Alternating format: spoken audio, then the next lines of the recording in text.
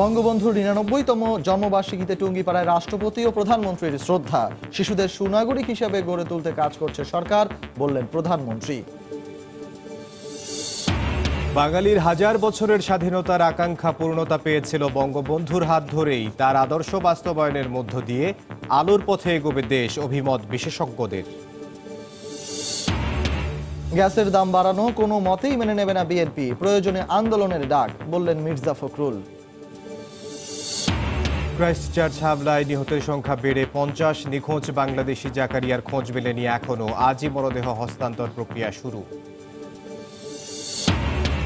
এবং জাহাঙ্গীরনগর বিশ্ববিদ্যালয়ের ছাত্রী হলের তালাবদ্ধ ট্রাঙ্ক থেকে নবজাতক উদ্ধার, হাসপাতালে নেয়ার পর মৃত্যু। ৪ সদস্যের তদন্ত কমিটি গঠন।